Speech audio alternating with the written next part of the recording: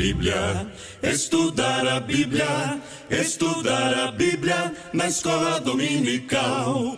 Estudar a Bíblia, estudar a Bíblia, estudar a Bíblia na escola dominical. Vem mais de Deus aprender, fortalece e faz crescer. É domingo de manhã na EBD. Os jovens aprendendo, adultos sim estão, também os pequeninos, as crianças. Que legal! Oh, que momento sem igual, cresce na fé e no saber, vem com a família pra EBD. Vem com a família pra EBD. Vem pra EBD. Amém, igreja? Amém, igreja? Amém. Amém. Graças a Pai, minha igreja. Graças a Pai, pastor. Louvado e exaltado seja o Senhor. Amém? Nós vamos começar mais uma escola dominical. E eu vou pedir para o nosso irmão obreiro Guilherme estar fazendo essa oração para que nós possamos conversar com Deus. Amém? Guilherme, por favor. Graça e paz, igreja. Mais uma vez estamos aqui para dar início a mais um estudo, mais uma EBD. Então, faremos agora uma oração para iniciarmos a EBD. Senhor, meu Deus, meu Pai, aqui nos colocamos diante da Tua presença mais uma vez, longe da Tua casa, longe da comunhão dos nossos irmãos, porém o que nos une é o Teu Espírito, Pai. Daremos início agora ao estudo, a EBD. Venha iluminar as nossas mentes e a mente do pastor, Pai. Conforte o nosso coração nesta hora difícil. Em nome de Jesus é o que te pedimos e já te agradecemos, Senhor. Amém. Vamos iniciar o nosso estudo da Palavra de Deus. Graça e paz, igreja. Amém? Deixa eu te falar uma coisa. Para descontrair que nós estamos vivendo perigosamente, vamos dizer assim, nós vamos ter umas perguntas. É bom porque a gente fica pesquisando e encontra coisas. E eu vi umas perguntas que eu vou dividir com os irmãos, vou compartilhar com os irmãos, para que nós possamos estar vendo o nosso grau de conhecimento da Bíblia, tá? Aí você vai responder e terminar, a gente começa a nossa escola dominical, né? Desafio bíblico. E o desafio de hoje é: teste seus conhecimentos bíblicos. Então serão 10 perguntas relacionadas ao Antigo e o Novo Testamento. E ao final de cada pergunta você terá a resposta. Então, vamos para o desafio? Teste seus conhecimentos bíblicos. Primeira pergunta: qual era o nome da mãe de Moisés? Alternativa A, Débora. Alternativa B, Noemi. Alternativa C, Joquebede. Tempo. Qual era o nome da mãe de Moisés? Alternativa A, Débora. Alternativa B, Noemi. Alternativa C, Joquebede. E o tempo está se esgotando. E terminou o tempo esgotado. E a alternativa certa é a alternativa C, Joquebede. Próxima pergunta. Qual era o nome do profeta que casou com uma profetisa?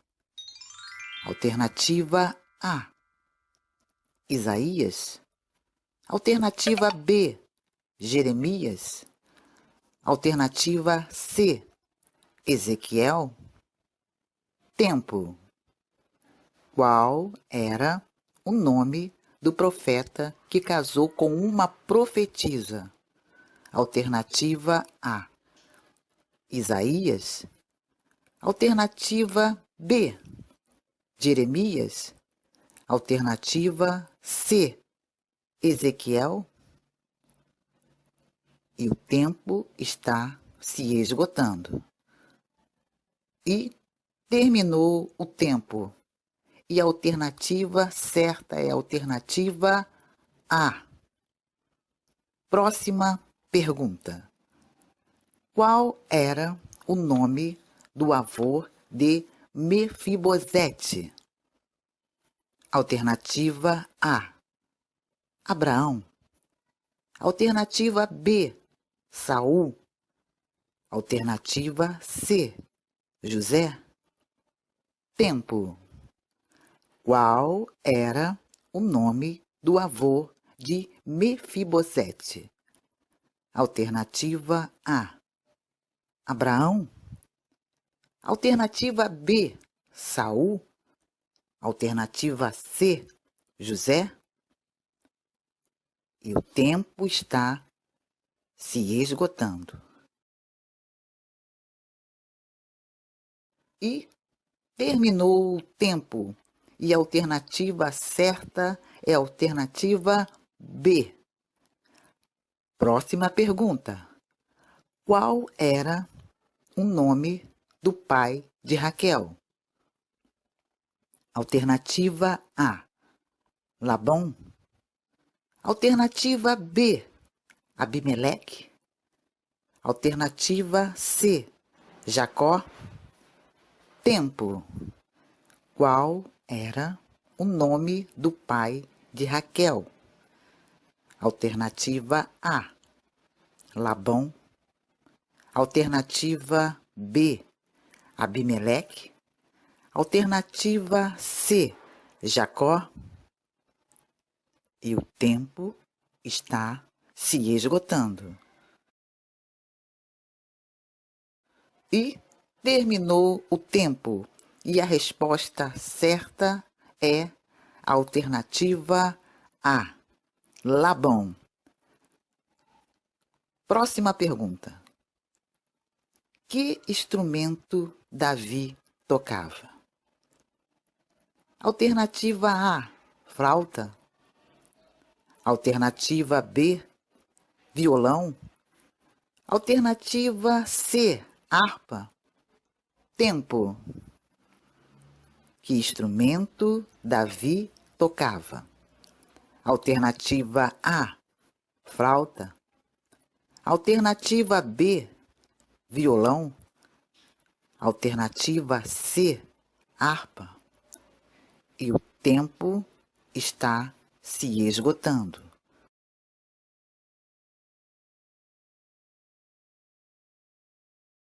E terminou o tempo. E a alternativa certa é a alternativa C, harpa. Próxima pergunta. Qual era o nome do irmão de João, que foi discípulo de Jesus? Alternativa A, André. Alternativa B, Tiago. Alternativa C, Pedro. Tempo. Qual era o nome do irmão de João, que foi discípulo de Jesus? Alternativa A, André. Alternativa B, Tiago. Alternativa C, Pedro.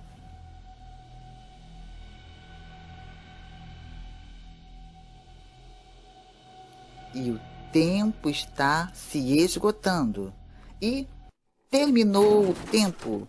E a alternativa certa é a alternativa B, Tiago.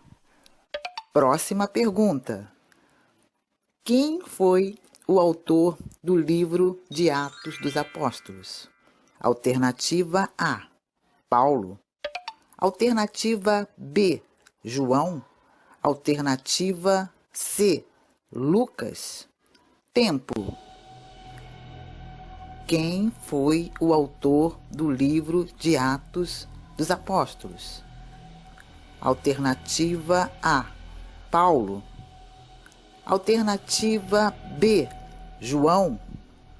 Alternativa C, Lucas. E o tempo está se esgotando. E terminou o tempo. E a resposta certa é a alternativa C, Lucas. Próxima pergunta. Quantos livros do Novo Testamento escreveu o apóstolo João? Alternativa A, 3 livros. Alternativa B, 4 livros. Alternativa C, 5 livros. Tempo.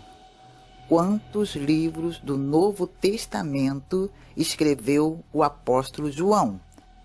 Alternativa A, 3 livros. Alternativa B, 4 livros.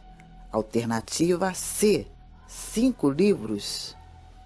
E o tempo está se esgotando. E terminou o tempo. Tempo esgotado. E a alternativa certa é a alternativa C, 5 livros. Próxima pergunta. Quantas viagens missionárias o apóstolo Paulo realizou? Alternativa A, 3 viagens. Alternativa B, 4 viagens. Alternativa C, 5 viagens missionárias. Tempo. Quantas viagens missionárias o apóstolo Paulo realizou? Alternativa A, 3 viagens missionárias. Alternativa B, 4 viagens missionárias. Alternativa C, 5 viagens missionárias. E o tempo está se esgotando. E terminou o tempo. E a resposta certa é a alternativa A, 3 viagens missionárias. Próxima e última pergunta. Qual era o nome do filho de Zacarias e Isabel? Alternativa A, Barnabé. Alternativa B, João Batista.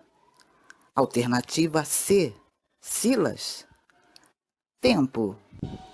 Qual era o nome do filho de Zacarias e Isabel? Alternativa A, Barnabé. Alternativa B, João Batista. Alternativa C, Silas. E o tempo está se esgotando. E terminou o tempo. Tempo esgotado. E a alternativa certa é a alternativa B, João Batista. Deus abençoe a todos poderosamente. Bem, nós estamos estudando os anjos, né, angelologia, e nós vimos os anjos como ministradores a favor dos santos. Nós vimos também os anjos como guardas do povo do Senhor. Nós vimos também os anjos como aplicadores dos juízos divinos. Nós vimos também os anjos como os comunicadores da boa nova, ou das boas novas, né? E paramos aí. E agora nós temos o tópico 5, que é os anjos na consumação do século. Diz assim: os anjos que estiveram à disposição de Deus desde o princípio da criação assumem posição de realce nos escritos proféticos que tratam dos eventos do porvir relacionados com a igreja e com o povo de Israel. A Bíblia diz que grandes e terríveis juízos de Deus serão derramados sobre os que habitam na terra nos dias posteriores ao arrebatamento da igreja de Cristo. Nesse tempo, os anjos terão um papel decisivo como agente de libertação dos escolhidos e de condenação daqueles que rejeitaram os favores oferecidos por Cristo e o seu Evangelho. Dos Evangelhos ao Apocalipse estão registradas as mais diferentes ações dos anjos que terão lugar na terra durante os dias que envolvem o arrebatamento da igreja, a grande tribulação e os dias imediatos ao fim do governo milenial de Cristo na terra. Os anjos terão um papel de destaque. Vamos ver aqui. Perdão. Eles terão destaque na ressurreição dos mortos. Está em 1 Tessalonicenses 4,16. Também terão destaque no ajuntamento dos escolhidos. São eles que vão dizer assim, colher os escolhidos de Deus. Eles terão um papel de destaque na manifestação de Cristo. Quando o Senhor Jesus se manifestar, eles terão um papel de destaque. Também na ceifa final. O que é ceifa? É colher, é cortar, é buscar. E tem até a parábola do joio e do trigo, né? Na qual o joio e o trigo serão colhidos. O trigo vão ser aproveitados, vamos dizer assim. E o joio será jogado fora. Tá? Ou seja, está falando nem trigo e joio, está falando de pessoas. Aquelas pessoas que aceitaram o Senhor Jesus como seu Senhor e Salvador, que buscaram viver em Deus, buscaram ouvir a palavra do Senhor, buscaram estar fazendo aquilo que o Senhor quer, esse será exatamente o trigo. Mas tem aquelas pessoas que ouviram a palavra, porque Deus não leva em consideração o tempo da ignorância, ou seja, quem ignorava o Evangelho. Quem ouviu não ignora mais. Tá? Então, esse que ouviu e não abriu o seu coração para Deus, esses serão o trigo ou o joio. E não vai ter jeito, não vai ter como fazer alguma coisa por eles, tá bem? Tá? Qualquer coisa me pergunte, manda para um vídeo que a gente responde. Vamos lá, eles terão papel de destaque no julgamento das nações. Tá? As nações, ao serem julgadas, os anjos estarão também com papel de destaque. E também na extinção total da iniquidade.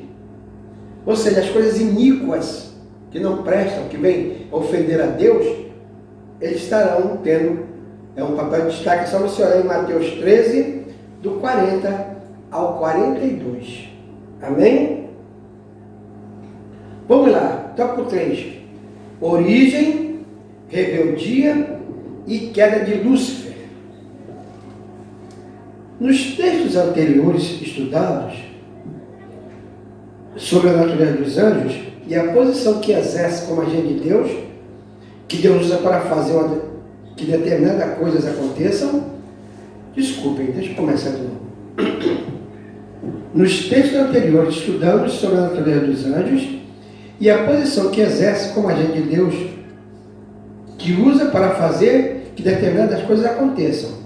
Nesse texto, trataremos de forma distinta a respeito de outro anjo, Lúcifer, um dos seres mais augustos dentre os anjos criados no princípio. Tá? Então ele vai dar um destaque sobre Lúcifer, o brilhante, reluzente. Vamos lá, primeiro é o querubim ungido de Deus. Sabe que quando tratamos a respeito do mundo dos anjos, estamos lidando com o mundo invisível dos espíritos. Mundo esse que se constitui no verdadeiro desafio à mente e à força humanas. A Bíblia parece sugerir que a mais exaltada posição do reino dos espíritos era ocupada no princípio por Lúcifer. uma criatura perfeita em todos os seus caminhos, desde a sua criação, como está em Ezequiel 28, do 12 ao 15. Lúcifer é descrito como sinete da perfeição, que no original hebraico significa um padrão de perfeição. Ele foi criado perfeito. Também é descrito como cheio de sabedoria e formosura, o mais belo e sábio de toda criatura de Deus. Foram-lhe dadas todas as joias fabulosas, indicando também a sua categoria exaltada. Ele esteve no Éden, jardim de Deus, e no Monte Santo de Deus. Ele andava no brilho das pedras, que é um símbolo a miúde usado para indicar a presença santa de Deus. Tá? Então, Lúcifer foi criado um anjo perfeito, um querubim. Tá? A ordem dos querubins. Anjo era o ser mais perfeito criado por Deus. E eles tinham, né, no caso ele tinha, né, o brilho, segundo a palavra Lúcifer, quer dizer aquele brilhante, tá? Afogueado, belo, bonito, e criado como o ser mais brilhante da criação. Ele era o querubim melhor que tinha, tá? E vamos ver, aqui ele deixou subir algo na sua cabeça e aquilo veio trazer para ele problemas sérios. Vamos lá. A rebeldia e queda de Lúcifer. A maior catástrofe da história da criação universal foi, sem dúvida, a desobediência a Deus por parte de Lúcifer e a consequente queda de talvez 1/3 dos anjos que se juntaram a ele em sua maldade. Lúcifer, o filho da alva, foi criado como todos os demais anjos para glorificar a Deus.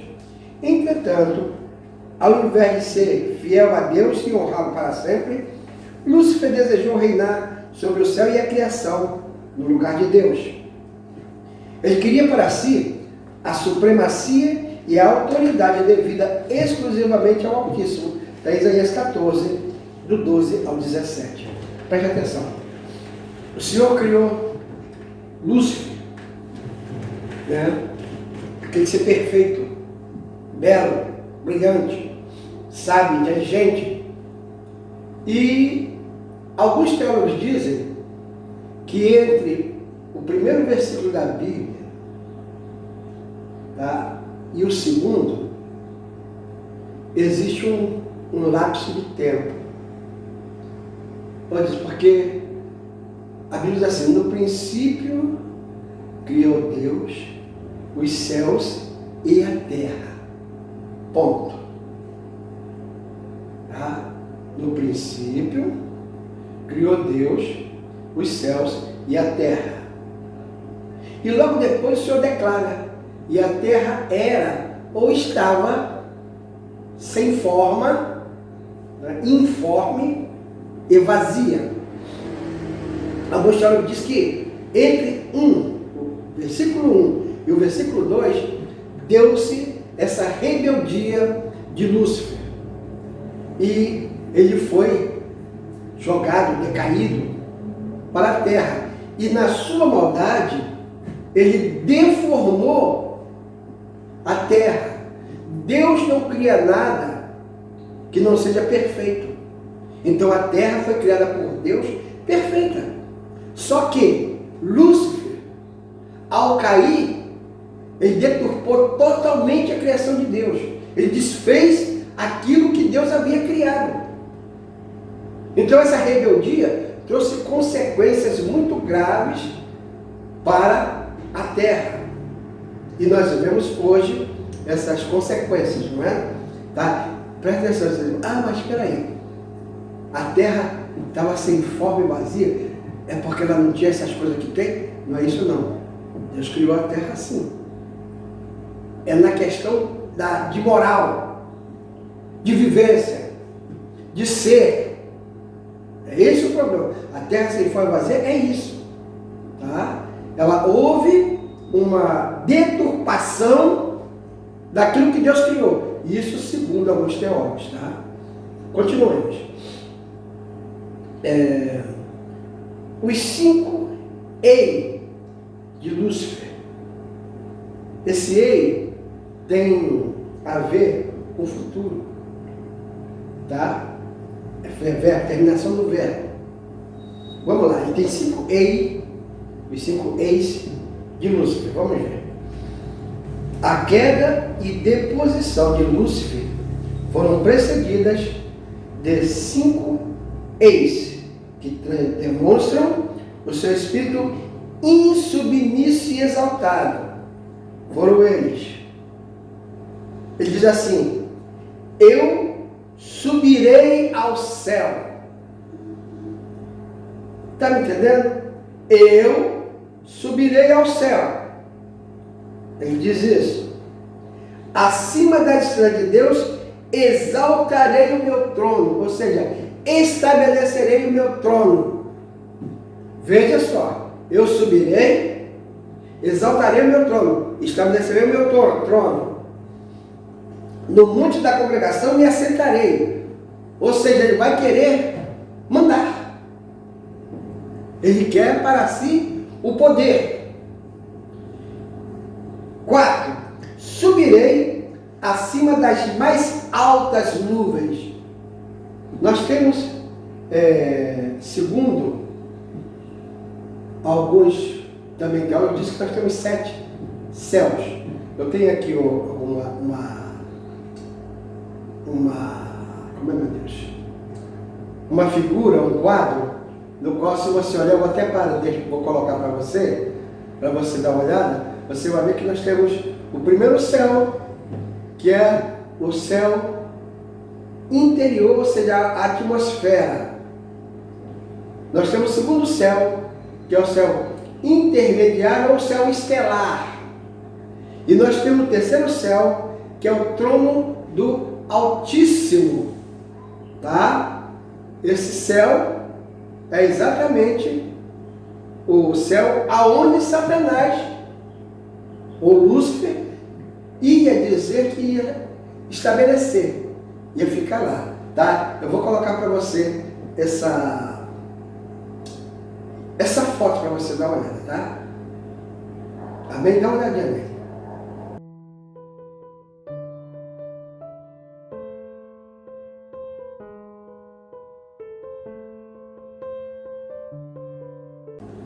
Amém? Você viu agora? Tá?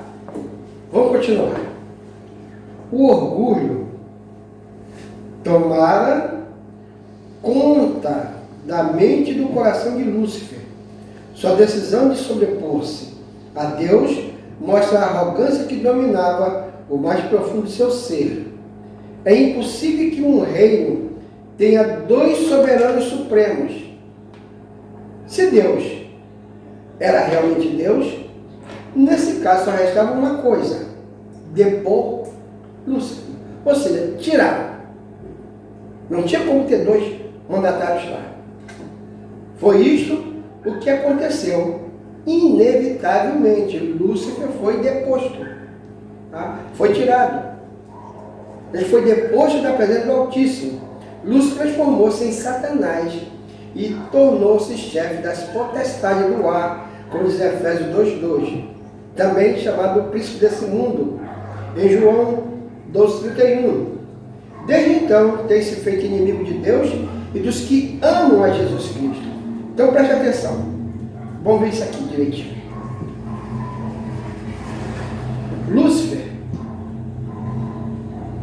Lúcifer estava querendo ir para o terceiro céu e lá acima de Deus estabelecer, ou seja, sobrepujar Deus. E não tinha o que fazer. Deus não podia fazer outra coisa a não ser depor, tirar ele dali, não ia deixar ele tentar mandar naquilo que o Senhor fez. E Lúcifer perdeu a sua condição de brilhante e tornou-se Satanás, o adversário. Eu não acho que seja, inclusive, adversário. Eu acho que não é a melhor tradução. que o adversário é algo que não chega a ser da maneira que ele é. Os times de futebol são adversários, não são inimigos. Tá? Um ganha, outro perde, mas nem por isso deve se levar, apesar de não acontecer, mas deveria ser assim, deve chegar a via de fato, chegar a briga. Tá? São adversários e não inimigos. Já Lúcifer, Satanás, não. É o nosso inimigo mesmo. De tal maneira que ele não pode fazer nada contra Deus, que é o nosso Pai, nosso Criador, e ele faz o quê? Desconta em nós, somos filhos de Deus. Então, quando nós deixamos brecha, ele simplesmente vem e vai às forras. Tá? Deixa eu te falar uma coisa. Você já viu quando você estava na escola, no começo, lembra? Aquele primeiro tempo, e você sempre tinha um garoto que era o mais forte da escola, que ele ia bater em todo mundo. Né? E aquele garoto que estudava e apanhava dele do valentão da escola, ele, certa hora, se não queria mais, disse assim, ó, eu vou chamar meu irmão mais velho para resolver contigo. Lembra disso? Quem fez isso? Eu não podia fazer, eu era o mais velho, eu não tinha como, não tinha que recorrer, eu tinha que realmente ficar na minha.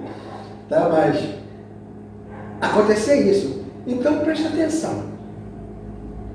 A Bíblia diz que nós somos herdeiros com Cristo. Herda quem tem parentesco. Nós somos que é filho de Deus, irmãos de Cristo. Ele é o nosso irmão mais velho. Quando o inimigo se levantar na tua vida, diz para ele, eu vou chamar meu irmão mais velho. Quem tem irmão mais velho? Jesus Cristo. Ele, ó, se manda. Tá? O nosso irmão mais velho está sempre nos defendendo. Ele é o nosso advogado de defesa. Então chama o teu irmão mais velho. O problema é, vou chamar meu irmão mais velho, ele vai resolver por mim. E deixa na mão dele. Não se preocupa não. Deixa que Deus resolve. Amém? Não vi nada. Diz. Amém? Amém. Isso, agora sim. Vamos lá. Vamos ver a personalidade desse ser chamado Satanás.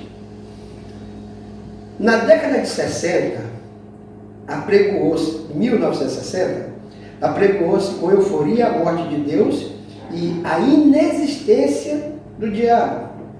Tais ensinos apregoavam o colapso da crença no invisível mundo dos espíritos.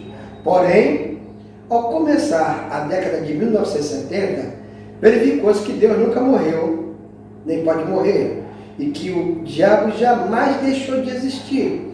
Começou assim uma grande corrida em busca do invisível e das revelações do além. Presta atenção. Na década de 60, eu nasci em 51, eu tinha o quê? Eu não sou bom em matemática, lembrar? 51, 61, 10 anos, 12 anos, não dá para eu saber muita coisa não. Mas essa geração, ela é chamada de geração hippie, geração paz e amor, e onde aconteceu muita coisa que vem reflexo hoje. Tá? Ainda hoje tem reflexo dessa geração paz e amor. Então, uma das coisas que a geração paz e amor queria era destronar Deus e dizer que Satanás não existe. Nós fazemos as coisas mais mesmo e não tem nada a ver com isso. Tá? Mas caiu por terra, não vai ser nome do Senhor. E Deus não pode jamais morrer. Não pode jamais. Deus não morre nunca. Deus é imortal, invisível, mas real. Amém? Imortal, visível, invisível e real. Assim é o nosso Deus. Amém, igreja? Preste atenção. O testemunho da Bíblia é que Deus, Satanás e os anjos bons, os anjos maus e os demônios existem. Todos eles não só possuem personalidade, eles são personalidade também. São pessoas sem corpo. Tá? Amém? Vamos lá. O que se entende por personalidade? Personalidade é a forma de vida caracterizada por uma existência autoconsciente que possui intelecto, emoções e vontade.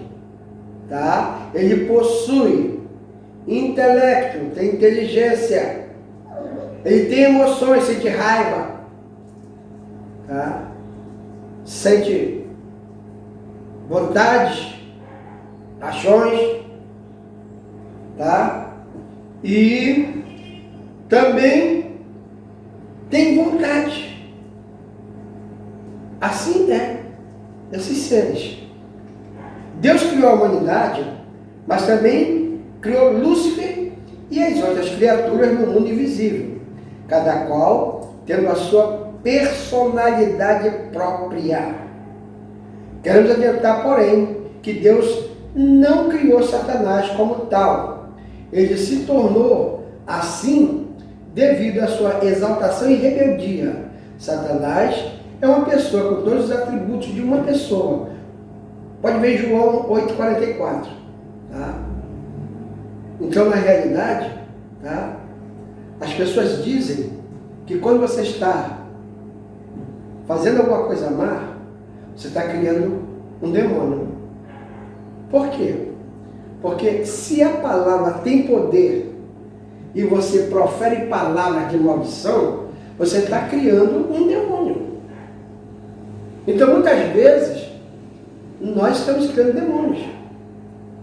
Alguns podem dizer que não, que eu estou errado.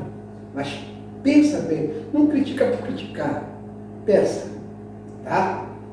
Vamos lá. A personalidade de Satanás deve ser reconhecida pelo homem. Cabe ao homem reconhecer a sua realidade, personalidade e propósitos. Deus, por outro lado, deseja que os homens reconheçam os fatos relativos a Satanás, pelo que muito bem tem revelado sobre ele nas Escrituras. Na sua segunda epístola aos Coríntios, escreveu o apóstolo Paulo que Satanás não alcança vantagem sobre nós, pois não lhe ignoramos os desígnios. O que são desígnios? Desígnios são os planos dele. Nós não, tá? Deixamos de conhecer não os planos dele, nós sabemos qual é o plano dele, tá? E não deixemos ele nos sobrepujar, venha nos vencer, tá? Vamos lá, tópico 4, Satanás, o agente da tentação.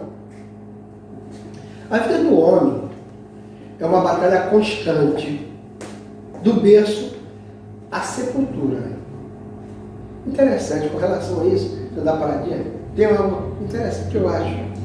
As pessoas dizem, né, os sábios, eu creio que sejam os sábios, que existem duas fases do homem, ser humano, quando ele nasce e quando ele falece. Ele diz o seguinte: quando a criança nasce, ela tem que levar uma palmadinha para que possa chorar, respirar, não é? Quando a criancinha leva uma palmadinha. E por que diz que isso acontece? A criança chora porque ela se lembra de onde estava, né? E sente falta, pena daquilo que ela está deixando. Aí você vê que a criança chora quando nasce. E quando a pessoa falece, quando ela morre, há pessoas que você olha, parece que ela morreu sorrindo. Ela está ali, serena, tranquila. E as pessoas dizem que aquela pessoa está com aquele semblante porque ela sabe que vai voltar para o lugar que ela veio. Isso é interessante, eu acho interessante isso. Mas vamos lá.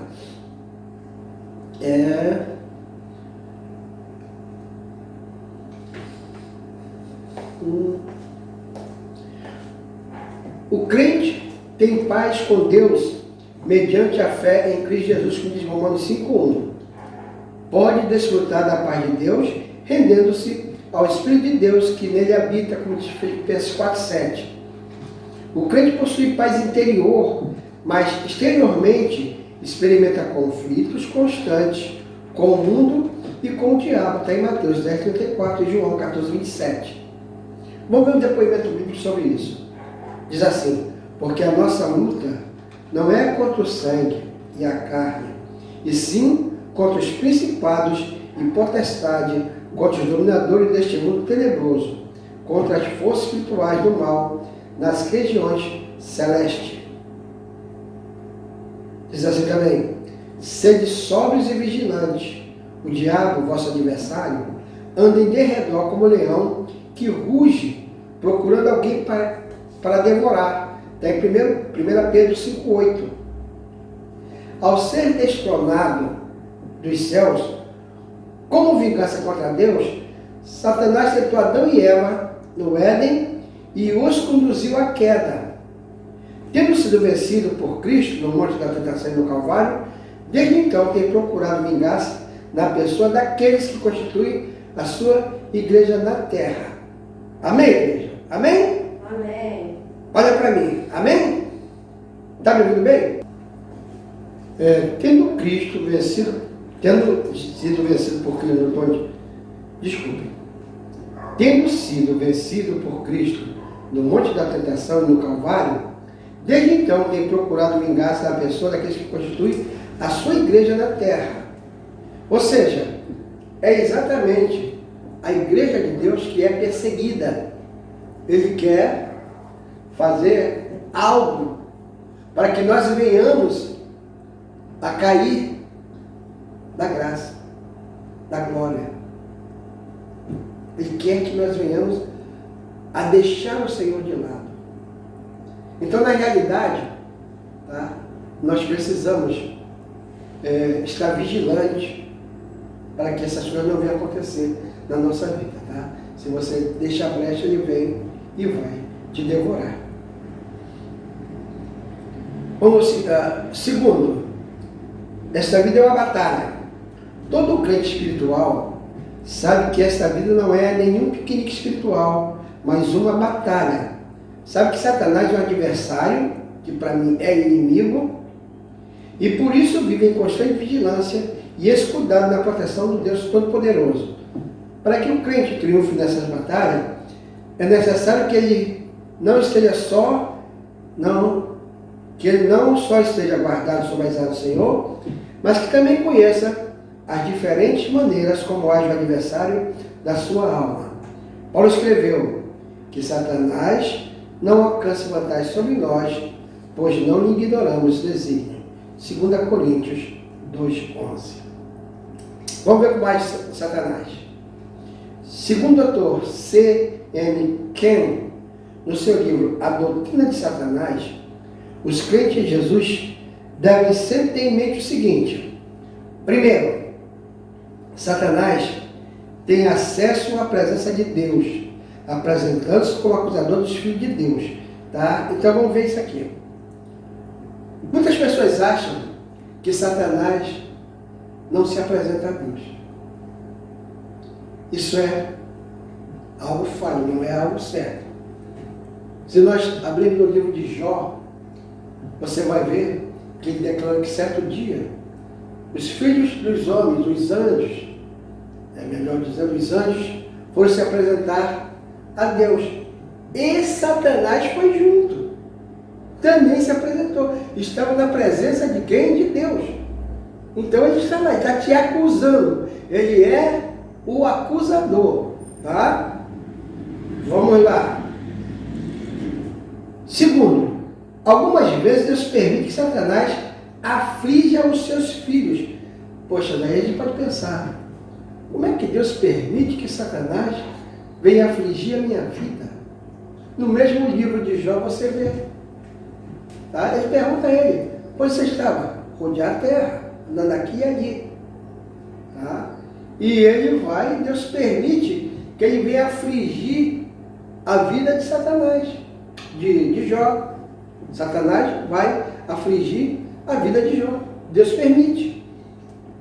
Terceiro, Satanás se deleita em fazer os homens amaldiçoar a Deus, duvidar até do seu amor e das suas benevolências. Ainda no livro de Jó, se você ler, continuar a leitura, você vai ver que certa hora Jó está todo em chagas, uma coceira só. Ele pegava caco de telha para coçar. Ele era uma chaga só no corpo dele. Ele se deitava no terreiro lá e se coçava. E a mulher diz assim: você ainda crê nesse Deus? Amaldiçoa ele e morre. Olha só, é isso que Satanás quer. Tá? Ele trabalha para isso. Mas Satanás é restringido por Deus em suas atividades. Quando ele vai pedir ao Senhor alguma coisa, presta atenção, deixa eu explicar bem. Quando você está fora daquilo que o Senhor quer, Deus, presta atenção, Deus não pune ninguém. Mas existem leis. Aqui como nós temos, o céu também tem as suas leis. Então, quem fez as leis, o legislador, é Deus. E vamos dizer assim, como se brincava antigamente, né?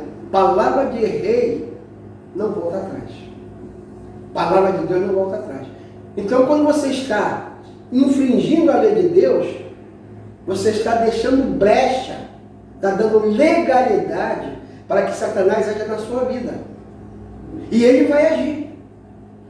Ele como fez com Jó. Apesar de Jó ser íntegro, a Bíblia diz que ele era íntegro, mas Deus tinha planos na vida de Jó. Deus queria mostrar a Jó que ele era, queria fazer-se conhecer realmente por Jó. E Deus permitiu que Satanás estivesse agindo na vida de Jó. Então, na realidade, tá? Deus permite, mas restringe. Porque ele diz, pode tocar em tudo dele, até nele. Só não toque na sua vida. Amém, igreja? Estão entendendo? Tá? Vamos lá. Satanás, algumas vezes, pode controlar os elementos da natureza para causar destruição entre o povo de Deus.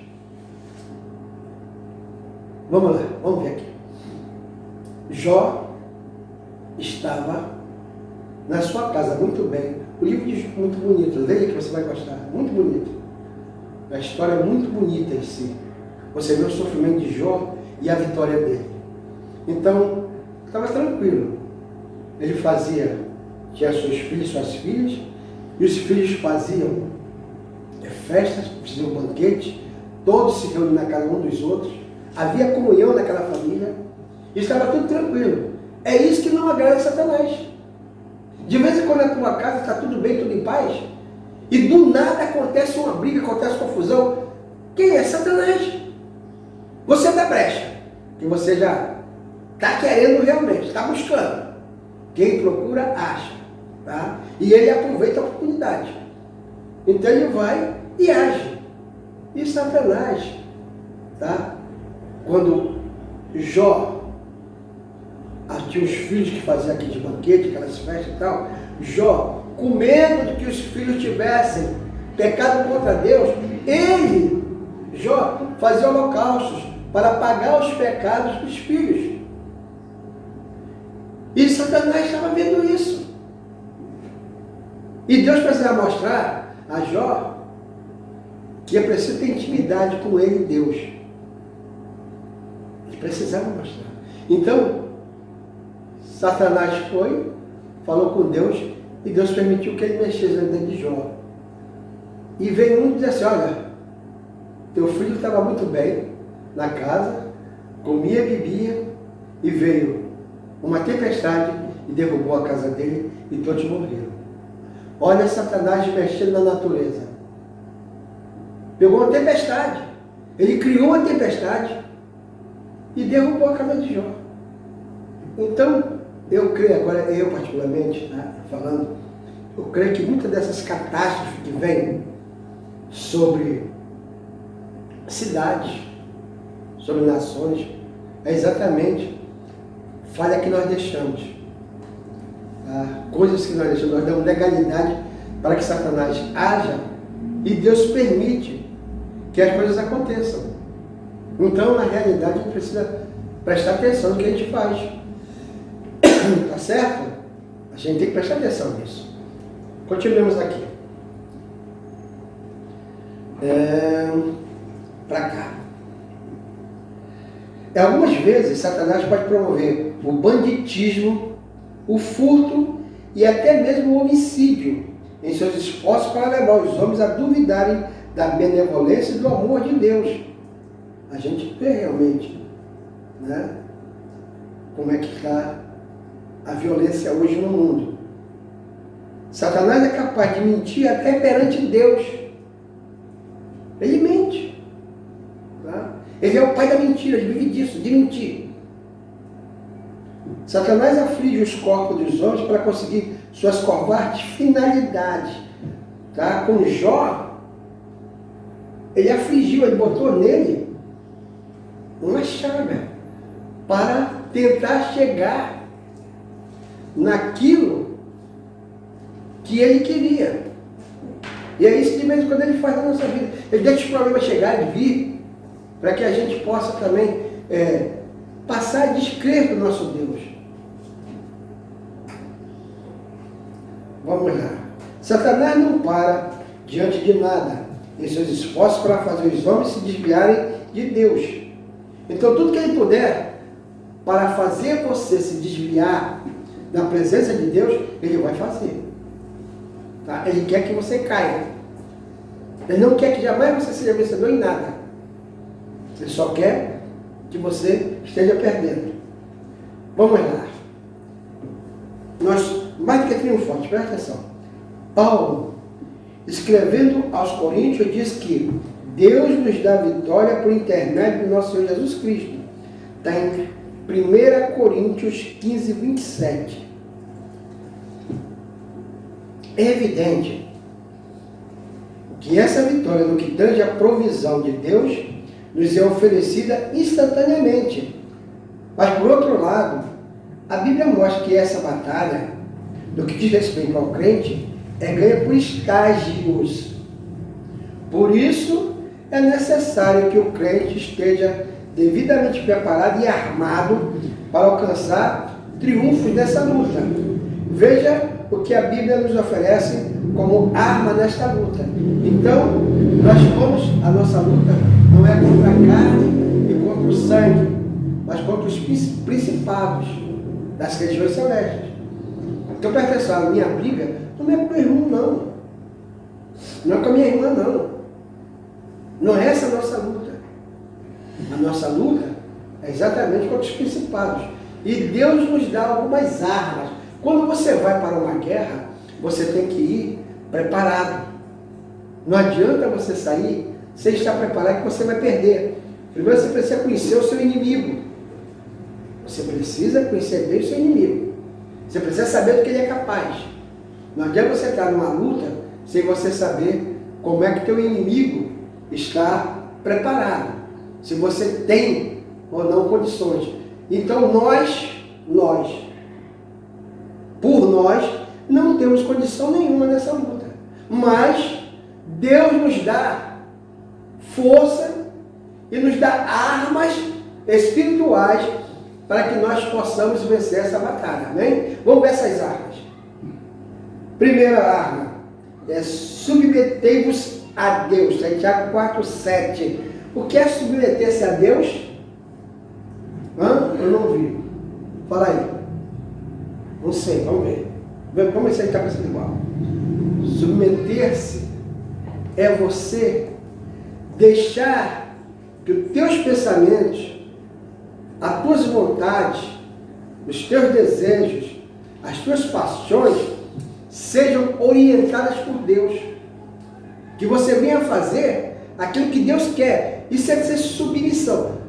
Presta atenção. Submissão não é ser subserviente, não. Tá? Submissão é você acatar, saber que existe alguém que te protege, que é o teu mantenedor, e também quer de você fidelidade.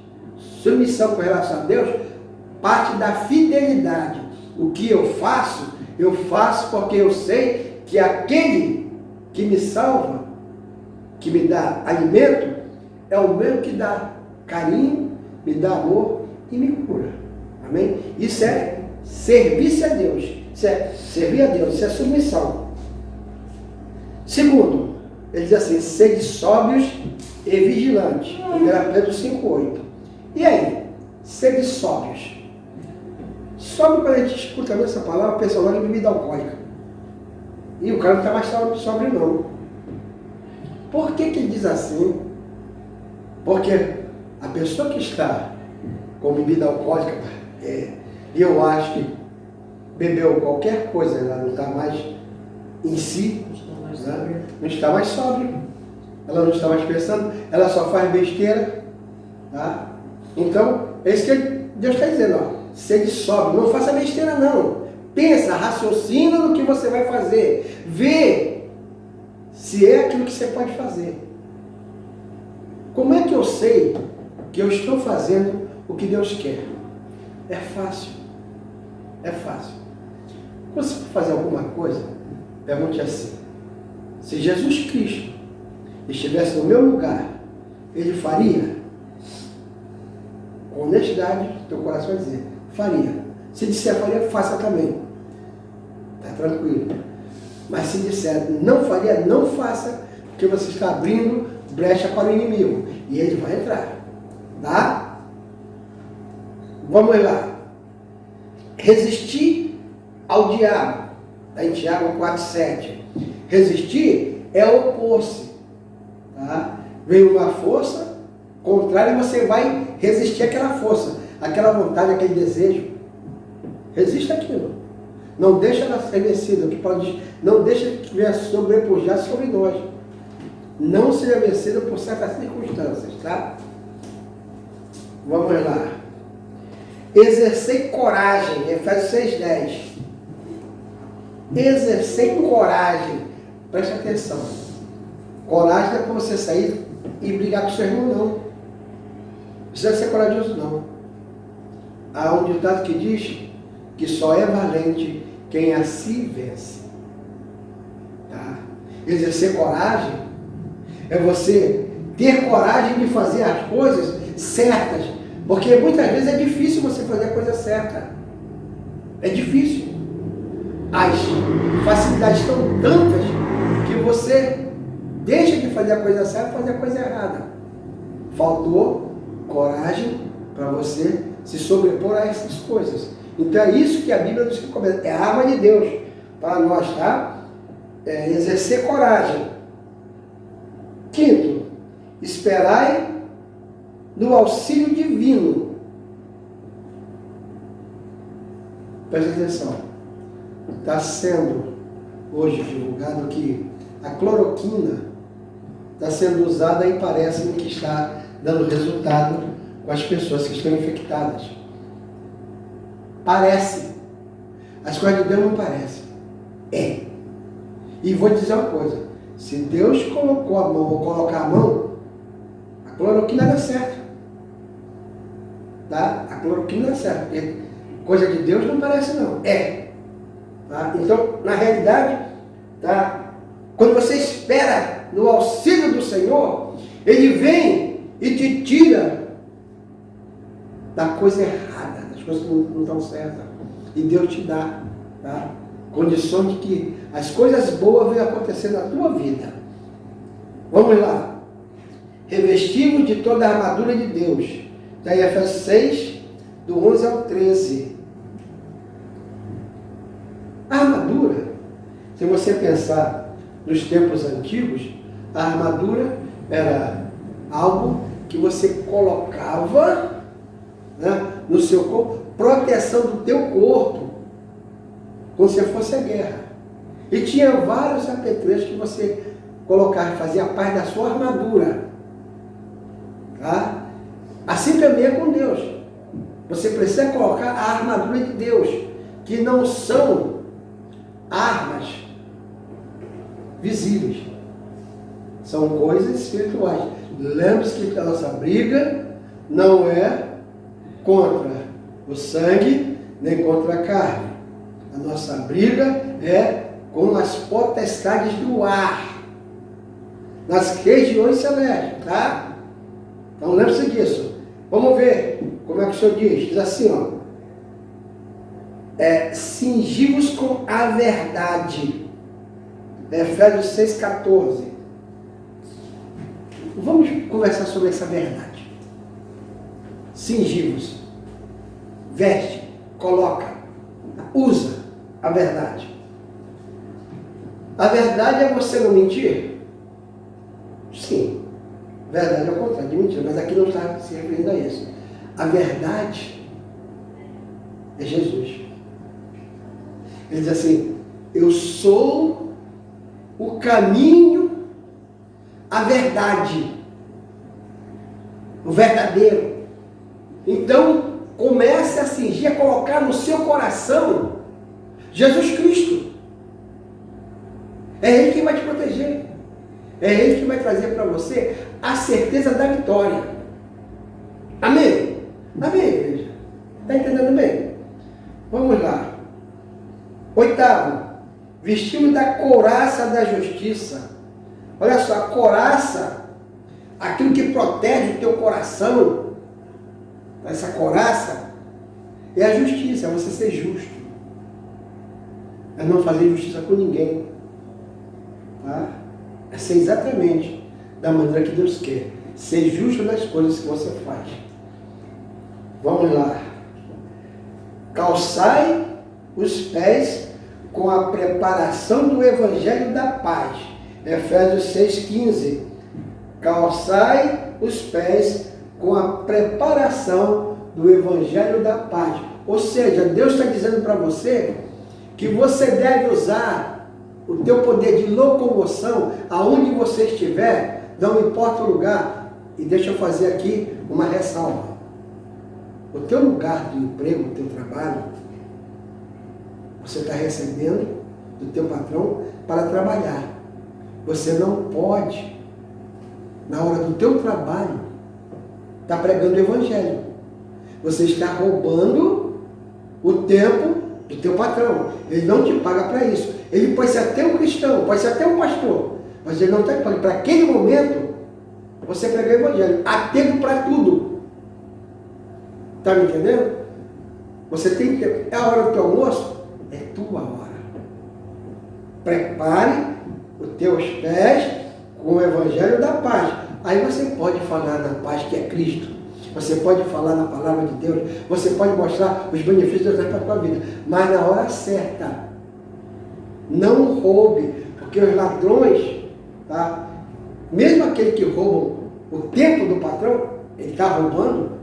Ele não pode fazer isso. Eles não herdarão o reino do céu. Ah, mas eu estou pregando o Evangelho. Mas você está roubando o tempo que é do teu patrão. Você não está recebendo para isso, não. Você tem que ter justiça. Eu devo o meu tempo, o meu trabalho, naquele que eu recebo. Eu estou recebendo para isso, por 4 horas, por 8 horas, por 10 horas, eu vou ter que cumprir. Está me entendendo bem? Não dê margem para que o inimigo venha entrar na sua vida. Né? Como é que pode? Muita gente não vê isso, né? Não, eu estou pregando o Evangelho na hora que eu estou trabalhando. Não, Jesus não te pediu isso, não. Ele não te pediu isso, não. Você não perde a oportunidade, lógico. Se alguém falar alguma coisa, Deus te abençoe, abençoe também ele, a vida dele.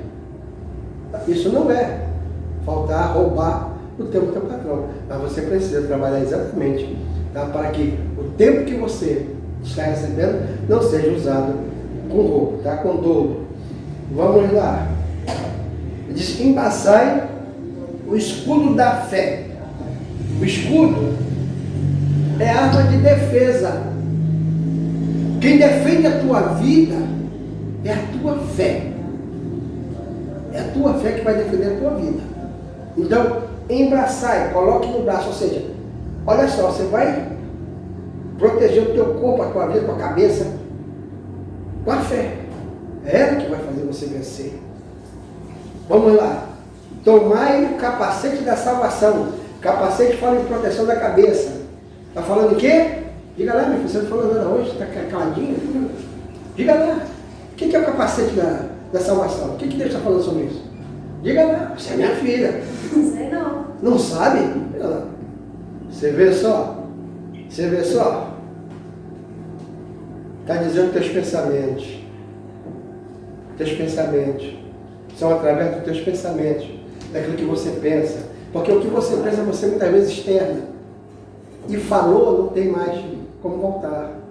Então, é o capacete da salvação. Com a boca, você confessa que Jesus Cristo é o Senhor. Está me entendendo? Isso você pensa. Cogito, ergo sum. Penso, logo existo. Tá? E se eu existo, eu vou declarar. Mas eu preciso saber o que eu vou declarar. Tá? Então, esse capacete da salvação é teus pensamentos. Ele diz assim, empunhai a espada do Espírito. O que é a espada do Espírito, gente? A espada, primeiro, a espada é o quê? Você diga para mim. A espada é o quê? A espada é uma arma de defesa e ataque. Não é isso? Legal, gostei. Olha só a minha espada. Aqui. Essa é a nossa espada. É com ela que você vai empunhar e vai vencer os inimigos. É com ela que você vai empunhar e vai levar o Evangelho da paz. É com ela que você vai empunhar e vai dizer que Deus é o Senhor e Salvador. Amém? Essa é a tua espada. Não é uma arma. Essa é a arma mesmo. Tá? Essa é a espada do Espírito. Diz assim também, orai em todo tempo no Espírito. O que é isso, gente? Ele está dizendo simplesmente que você não deve pegar e orar mecanicamente. Orar no Espírito não é mecanicamente, não. Você repetir. A oração do Pai Nosso é oração modelo. Tá? Para você sentir mais ou menos o que você tem que fazer. Você repetir aquilo sempre, isso não é orar no Espírito, não. Você está repetindo e daqui a pouco fica o que chamam de mantra. Repetir toda hora. Falar com Deus, orar, é botar o coração na boca. É falar com Deus. Saber que Deus está te ouvindo. Você não é maluco. Quando você está falando com Deus, você não é maluco. Você sabe que Deus te ouve e responde. Amém? Isso é orar. É falar com Deus. E falar com Deus, acabou a nossa hora. Tá? Para a semana que vem, vai ficar o tópico 5, que é Satanás na consumação dos séculos. Amém, igreja? Amém. Amém? Que Deus possa abençoar a cada um de nós. Até domingo que vem, em nome de Jesus. Amém. Amém.